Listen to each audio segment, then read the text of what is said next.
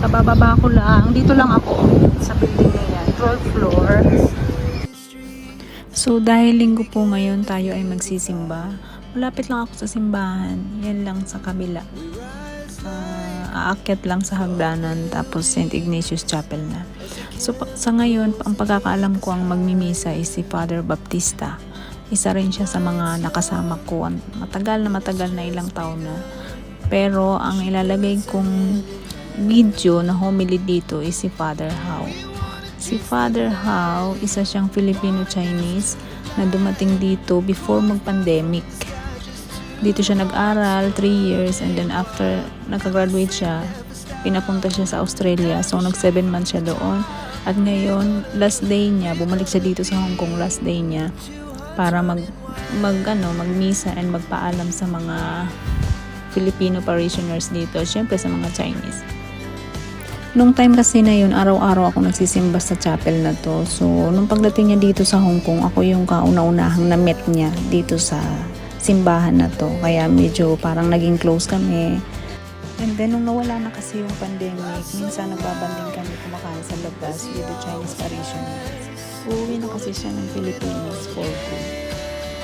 Stephen also left for about 7 months to undergo the same formation. So now I go back this Friday. I go back to the Philippines to assume a new mission. So I was assigned to be head administrator of a school, a Chinese Filipino school in Manila, in San Juan, Manila. So I asked you to pray for me. It's a big mission. It's students. We have students of about 4,000. 2 campuses. So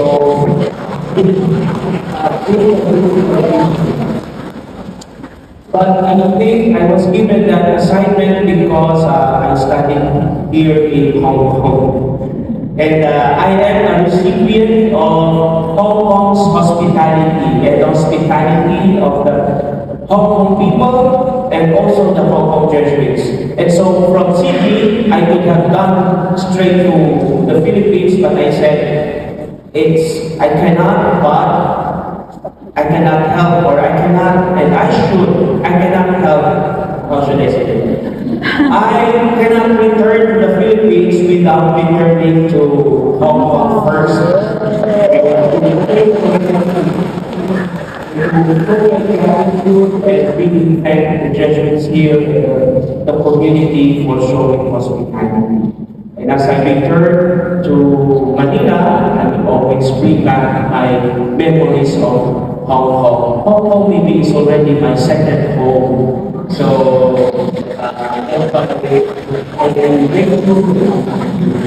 but exactly 4 years on Friday, August 25, exactly 4 years when I first arrived in Hong Kong. So August 25, 1 o'clock a.m. via Cafe Pacific. So that's Friday. So it's my joy to be with you again, to celebrate this Mass with you. When I arrived in Hong Kong 4 years ago, the first thing that I tried to learn is the first few Cantonese words I tried to learn is how to say thank you. And someone told me, and the internet told me that there are 2 ways of saying thank you. Of course, you know this. Also, when I was reading, if you want to say thank you for receiving something, you say,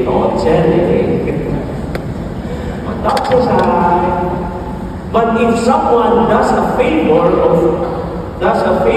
you ask for direction, and someone told you the direction, you say,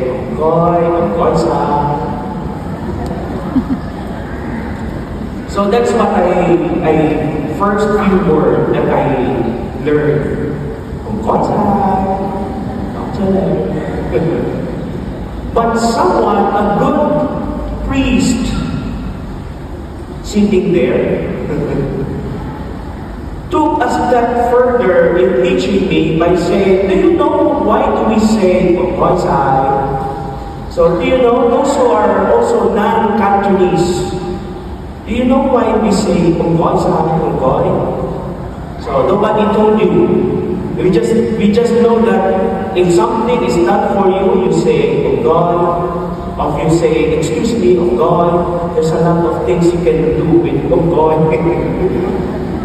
But Father Bautista, who's with us today, told me that of God is you say something, it's when people do things for you which they don't have to do. Like opening a door for you.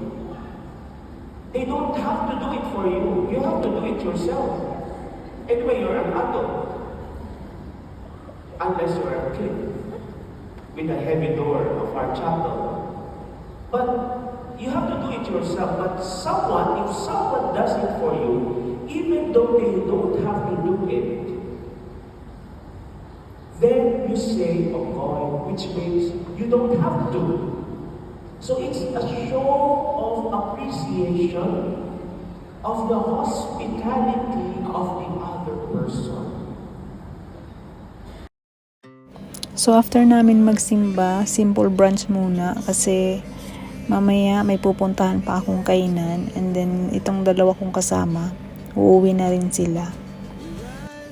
At ito nga, nadaanan namin yung nagtitinda ng ice cream. Ito yung ice cream na kinain nila Vice Ganda, yung buong host ng Showtime nung nasuspende sila, andito sila sa Hong Kong. Dito yun. At ngayon andito ako sa Chimsachoy, dadaanan ko si Cheng. Andito kasi siya. Ang ganda ng building ng Kowloon Hotel. Dati lagi kami dyan kumakain. And then dito sa Peninsula naman, one time pumasok kami dyan, kasama namin si Father Bowie. Isa siyang Singaporean. Nung papasok na kami, dahil nakasandal si Father, hindi siya pinapasok. Kailangan pala pag dyan, papasok kakain, naka-close shoes. So, ito na nga. Pupunta kami ng Wan Chai kasi yung mga kaibigan namin, ngayon lang nagkasabay-sabay ng labas, kaya ngayon nila celebrate yung birthday ko masyadong maaga. Actually, birthday namin ni Isabel, dalawa kami. So, pinagsabay na lang. So, papunta kami doon ngayon para kumain, syempre.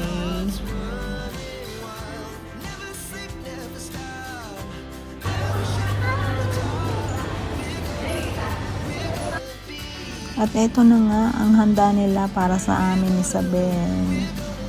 May igado, may dinakdakan. Hindi ko alam yung isa kung anong klaseng luto yun. Pritong isda, may palabok, may kasaba cake, biko. At syempre, ang pangmalakasang piniritong tuyo. Ang namimiss ng mga OFW. Yan ang unang-unang mauubos, sigurado. Yung tuyo. Dito na kami pumuesto kasi may bubong. Umuulan kasi. So doon sa park, medyo mapresko sana doon. Kaya lang, walang bubong. Pag umulan, walang malalagyan ng pagkain. So dito na lang kami nag-ipon-ipon.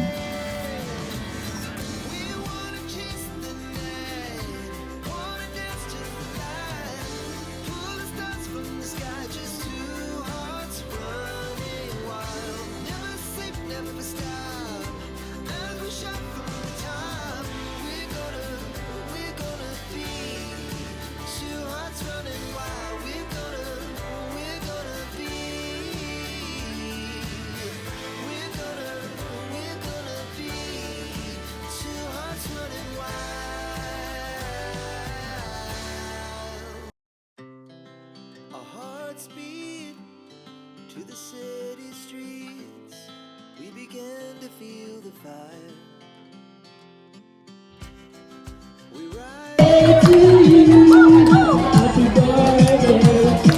The chemicals that take us higher. The night's young, and it's just begun.